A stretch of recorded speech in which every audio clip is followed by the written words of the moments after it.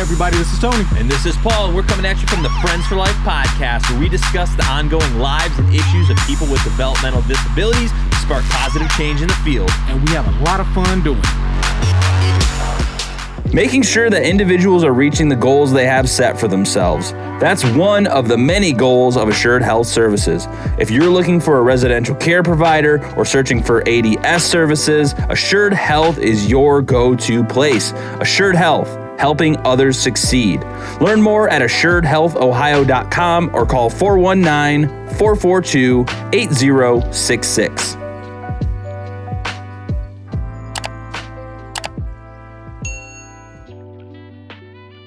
All right. Well, Mr. George Thomas, welcome to the Friends for Life podcast from the Fair Housing Center. Very excited to have you on the podcast today. So before we get into some of the big, heavy stuff about, equality, equity, fair housing, interested in what, for the general public who doesn't know, what the Fair Housing Center does and kind of what's your guys' mission statement, how you operate, and all that fun stuff.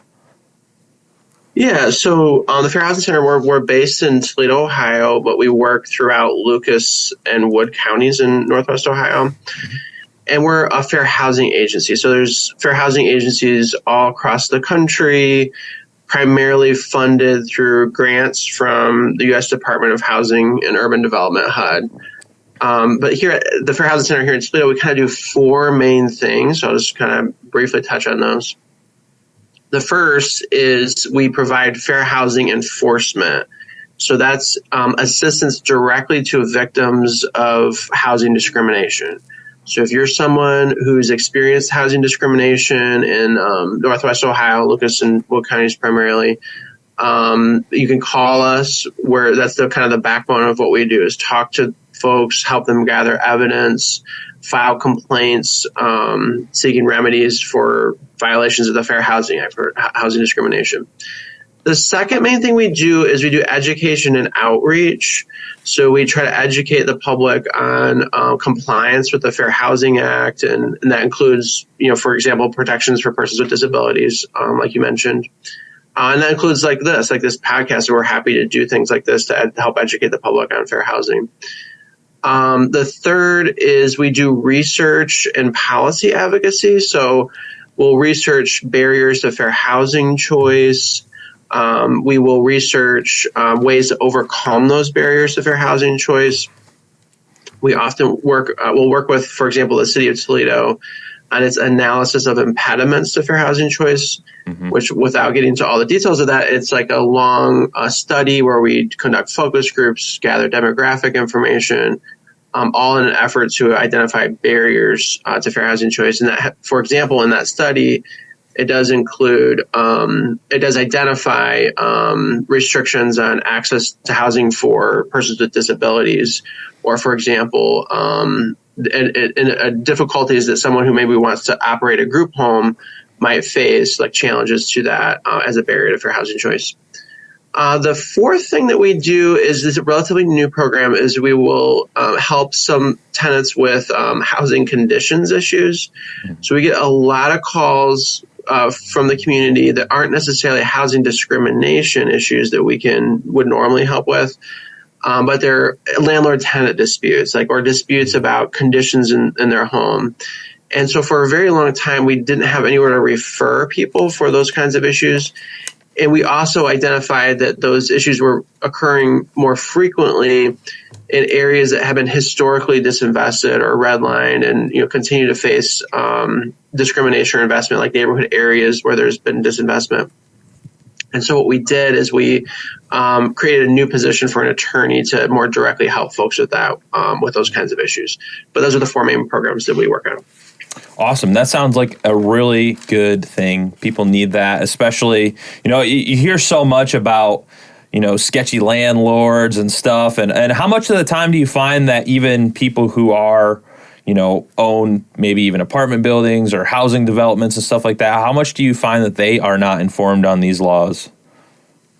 Yeah, it's a huge gap in services because a lot of, the folks who need help are low income, can't afford an attorney.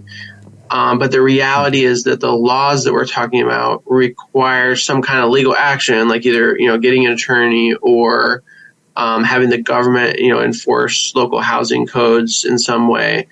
But so there's this massive need, right? Because of a lack of compliance from housing providers, they often perhaps don't understand the rules, or there's an industry practice of, since there hasn't been a lot of enforcement of these rules, there's an industry practice that kind of assumes that you don't really have to do those things, like keep properties habitable, make sure you're complying with basic requirements under Ohio's Landlord Tenant Act.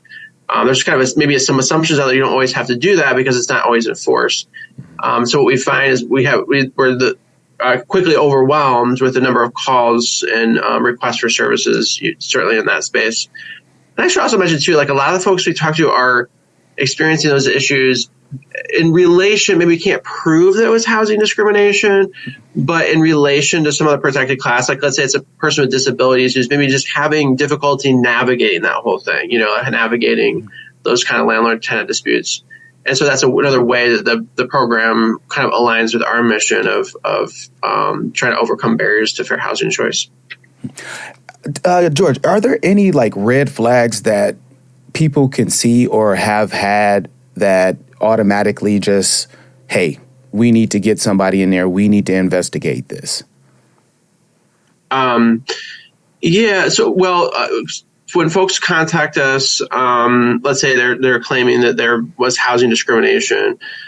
So like really obvious red flags would be if there's proof that the intention of the housing provider was to deny housing or give different terms and conditions for housing based on a protected class. Let's say hypothetically, the housing provider just explicitly said in writing or in some way that was recorded that they are not going to provide housing to persons with disabilities or to certain members of certain races, let's say, or certain like sexes or, any of the protected classes.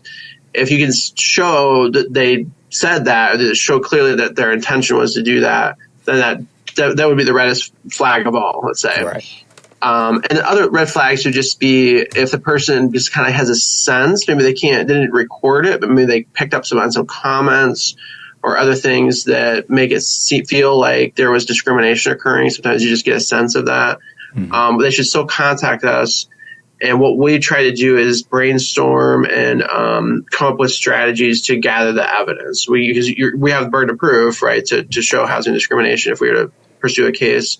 So a lot of what we do is evidence gathering and trying to help the person identify how to build a record like that. Well, and in the last 3 years, we've noticed record housing purchases, new landlords, and all of these things. Has this made your job a lot more difficult, and has it increased a lot more calls and issues?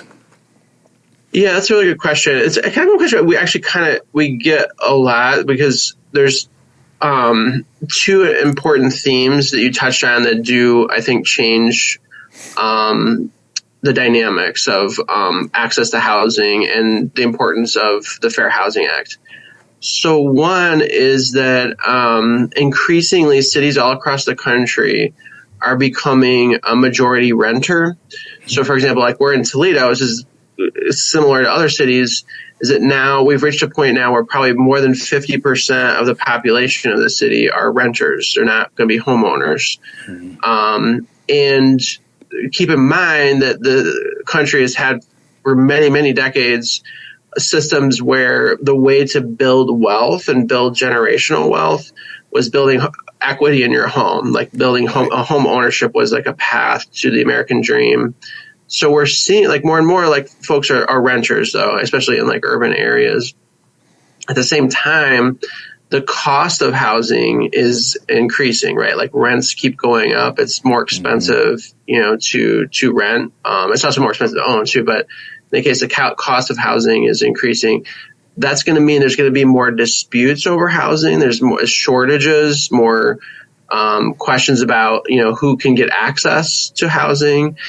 And from the history of fair housing and watching these issues, we know that often plays out in a way that is not favorable to those protected classes under the Act. So if you're a racial minority or if you're a person with disabilities, it's more likely in those themes that I'm describing, it's going to be harder for you to get access to the housing that you need, unfortunately, because that's part of the history of housing discrimination. And then the second theme I want to mention too is, like I was saying, like home ownership is like a really important building block to a generational wealth. Like you build up equity and then you can pass it on to the next generation, et cetera. But we see some really startling themes in that space too. So, for example, a lot of people don't know this, but the home ownership rates of Black Americans are actually lower today than they were at the time of the passage of the Fair Housing Act. Wow. And the gap between the percent of white home ownership versus Black ownership is actually wider today than it was at the time of the passage of the Fair Housing Act. So it's one of those spaces where you might think, well, yeah, we're making progress on things, but then we actually get like really important data to look at, okay, well, what does that progress look like? It's actually the home ownership rate, like I said, is important, has moved in a direction that's not favorable. Like it's actually, we've lost some progress. And at the same time, if you look at where home loans are being originated, we can see that through Home Mortgage Disclosure Act reporting requirements. So banks have to report where they are originating loans. We also know that the loans that are getting originated are often not in low-income and majority minority census tracts in our area. And all that plays into like a theme that like investors who have cash are kind of, it seems a lot of people have picked up on this. There's been good amount of information out that investors with cash are buying up properties, right, that are relatively cheap and then renting them out. So that's, I think, part of what you're kind of touching on with your question. And that means that it's harder for other people to access the housing market. And then if enough investors are in that space, you might very well see like prices continue to go up, right? Like for rent, and it's going to be harder, sadly, for folks to be able to access the housing market. Oh, yeah, go ahead. Yeah, that is definitely seems to be a growing problem. I mean, you hear about housing shortages and things like that all the time, rent continuously going up. How is this, do you think, impacting people with disabilities? Because it was already very difficult for them to get housing to begin with. I mean, I've been working for Tony for a few years now, and it's been before even COVID. We were talking about housing and issues that people with disabilities are having in even apartment buildings or duplexes or whatever they're living at, having their needs not met because of the bad shape of houses and stuff like that. So what is turnaround time? Just to give you an example, it can be 7 months before we can find any place that is even possible for someone to stay in, and that's just to meet their basic needs.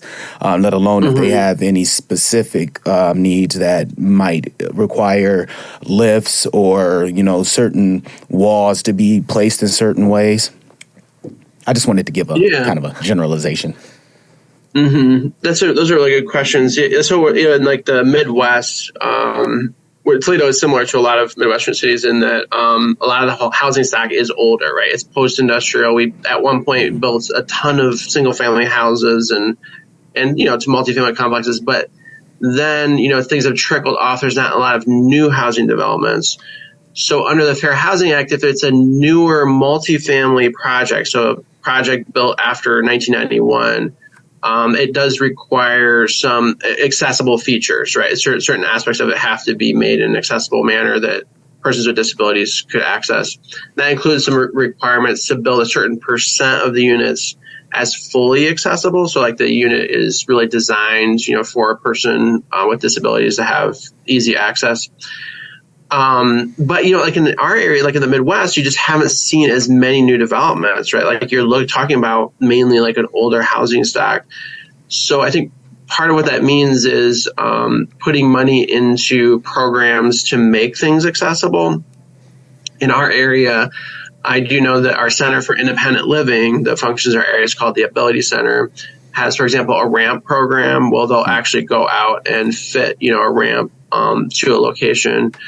So, I mean, that's one theme. And at the same time, though, because of those themes I was just describing with the price of housing going up. There's significant demand for it. The construction of new housing maybe isn't happening as fast as we'd like it to, which is part of the reason why demand is up. And the cost of construction has obviously gone up tremendously.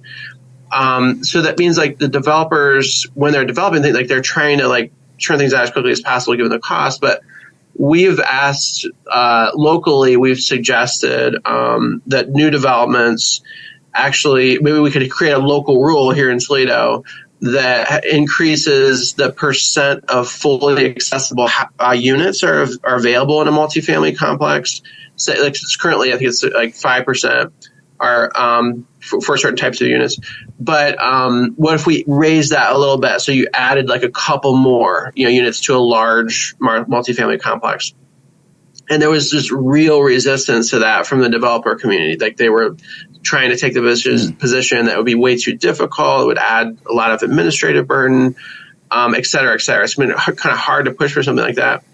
At the same time, you get the community saying, well, we just need to bring more developments online. We're just really excited to see new developments coming. So in that space, it's kind of hard to say, hey, everybody stop. We need to build in more accessible units. It's harder to do that in the dynamic, that I'm describing with this big demand and, not enough housing available. The Reliable Drug and Alcohol Testing Clinic is a leading provider and convenient source of pre-employment and occupational type testing. Their clinic provides services to a wide range of private businesses, healthcare facilities, and municipal and county courts. Reliable is an independent, locally owned clinic. As a result, they provide their services at a lower cost than the major hospitals, have faster turnaround times on test results, and eliminate the long waits typically incurred at these larger facilities. To learn more, visit reliabledrugtest.com. I wondered, I'm a huge fan of real estate. I'm a huge fan of entrepreneurship. But one thing that scares me is when people put one before the other before educating themselves. So I spent a lot of time reading books on this topic, but a lot of people don't do that. And just like you said, if they get the funds and they know from a past putting equity into a home or putting a tenant inside of and becoming a landlord situation is like the American dream. Are there any places in which people can go and they can educate themselves or, get some access from, even minds like yours on the right way to go about it so they don't find themselves accidentally even, discriminating or putting themselves in a jacked up situation or hurting someone else's feelings and so on and so forth? Yeah, well, as far as like getting more education on this, I do know that at least in our area, we have a NeighborWorks chapter, and they do provide first-time home buyer education classes. So that might be aligned with what you're saying.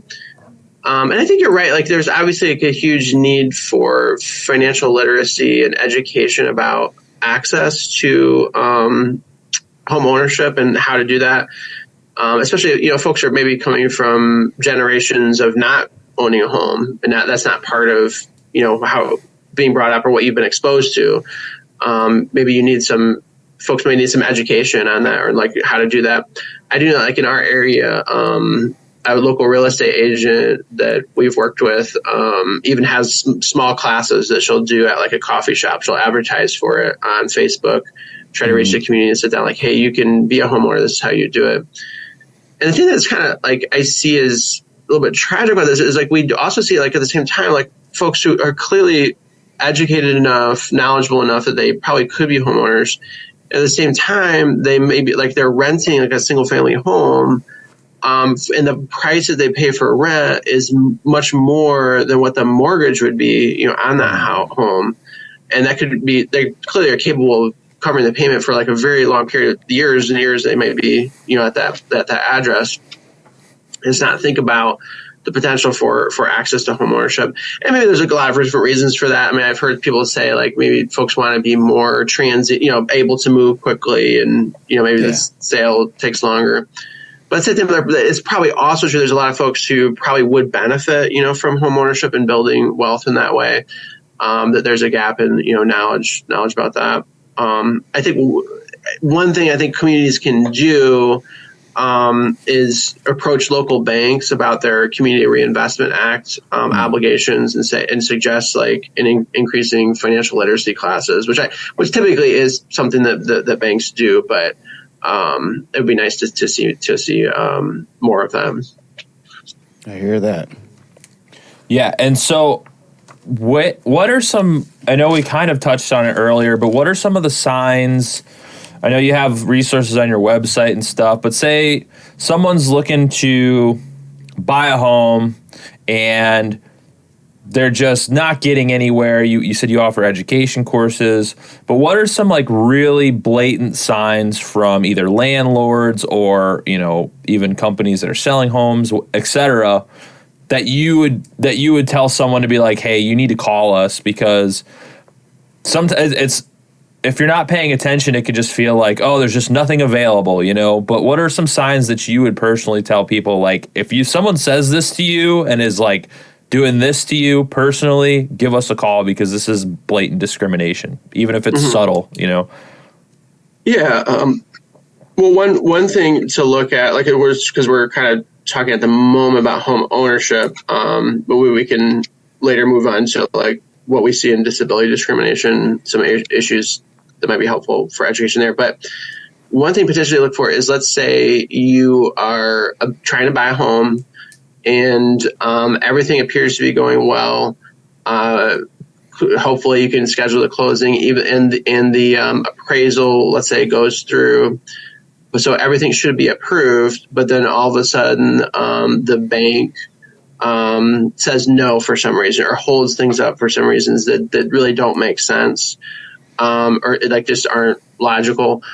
And let's say that home is in a majority minority neighborhood, or like a community of color in some way.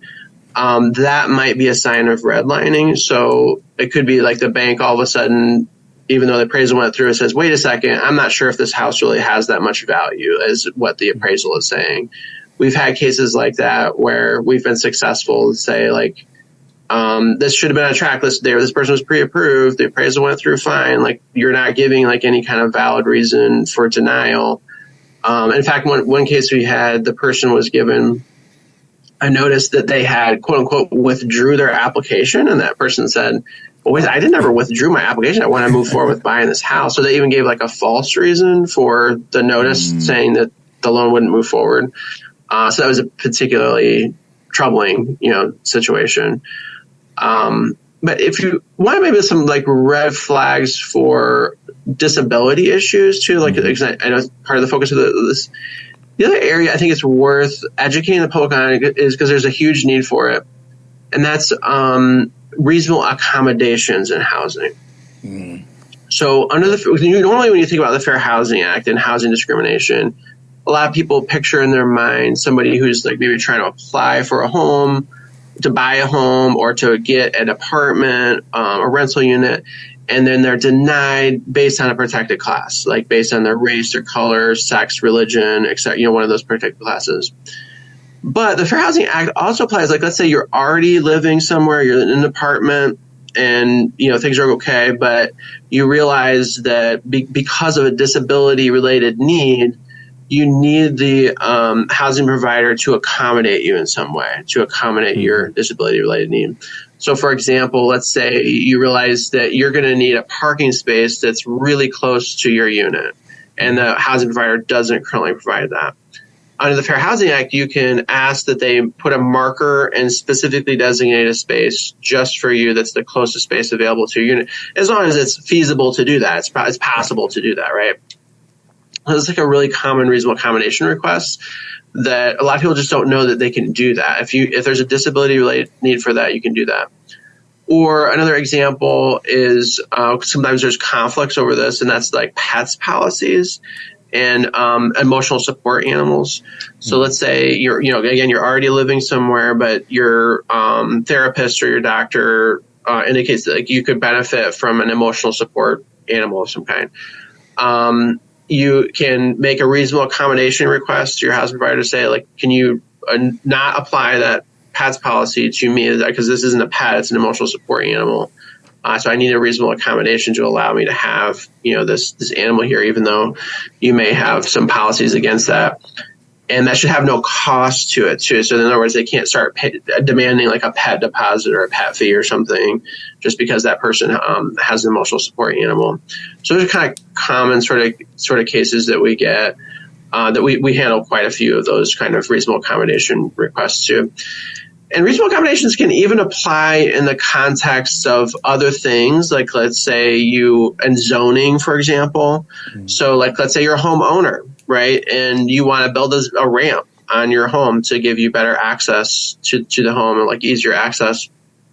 But in your area, there's some zoning or land use rules that say you can't have a ramp, or maybe they have some really onerous requirements about aesthetics of, you know what I mean, an HOA or some other requirements about how things have to look. Well, you can make a reasonable accommodation request to say, don't apply those policies to me because I need this ramp enabled in order to access my home.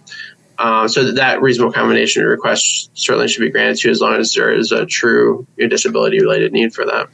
So if you're coming across that situation, like, and you ask to say generally like, hey, I need this ramp, or hey, I need this emotional support animal, and the housing provider says no, then that's a red flag, and that's certainly something that you can contact us about.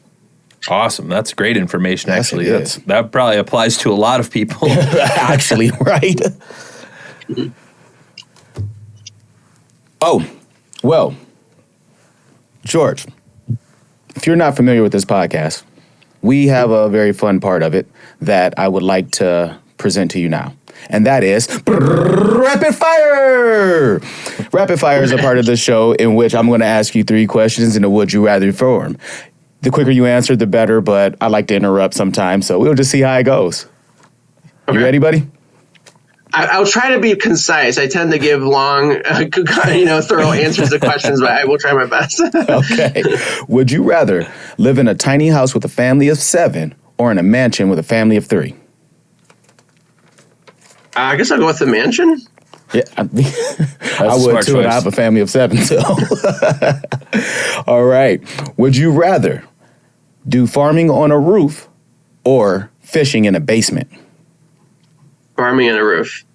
Yeah, get some. That would get smelly. Yeah, but you would do it. I would do it. He would definitely fish in the basement, I'm telling you. All right, lastly, would you cut an acre of lawn with an old school push mower or 20 acres using a zero turn? I'm sorry, 20 acres with what? A zero turn mower. What's a zero turn mower? That's one of them big ones like the John Deere's and zip all around. Oh, yeah, I will definitely do the John Deere. That's a lot of fun. Yeah, sure. Great job. Those are quick answers. You were too worried for no reason. Correct. Right? Yeah. There's no right or wrong unless you're going against Paul. Like he will just pick anything not sensible. Yeah. Right.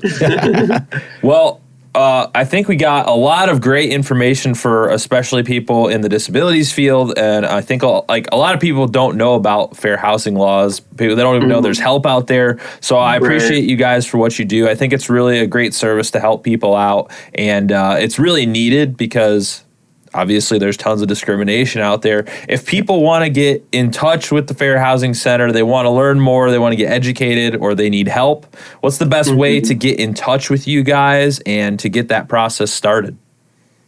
Yeah, so we're kind of primarily focused on Lucas and Wood County, but we have some flexibility to go outside that if it's kind of nearby if necessary. But so our phone number is 419-243-6163. And if you call in, even if you'll get a live person right away, but if you have to leave a voicemail, we'll get back to you quickly. And then our website has a lot of resources and information, educational materials, brochures to educate you on a lot of the stuff I was just describing. That's at Toledo FHC, as in fairhousingcenter.org, Toledo FHC, TOLEDO FHC.org. And if you don't mind me, just adding one last thing, really quick is that I wanted to mention was one of the most common types of fair housing cases these days that's filed in court are group homes cases. So if you're a person who's trying to develop a group home and zoning restrictions or land use requirements or other things like that are stopping you from developing that group home for persons with disabilities, or other housing for persons with disabilities, if it's intended for persons with disabilities and zoning requirements are stopping you from that, you may want to talk to an attorney who specializes in fair housing law to try to get through that. There's a huge need, for those housing providers. And often they face a lot of difficulty getting into and integrating those housing opportunities throughout various neighborhoods, in an area. Sometimes they come across roadblocks. So folks should be aware that could be a fair housing issue, and you might want to talk to someone who specializes in that area. Thank you again, George. That's awesome. And we have to have you back because I know that there's some stuff in legislation that I know you're privy to, and the world of the DD field in the world of just ownership and landlords and tenants should all be aware of so we can pivot the right way. I really appreciate your time. Thank you guys for the invite. I'll talk to you soon. Thank you. THS Remote Supports is clearly focused on improving independent living through dynamic and personalized services. Their systems have been carefully developed and perfected to ensure that everyone receives the best care through the least intrusive means possible. Located in Cincinnati, Ohio, they've spent over 20 years providing in-home supports to individuals with disabilities. If you or someone you know is looking for a remote service provider, go to thsrss.com or call 513-882-9088.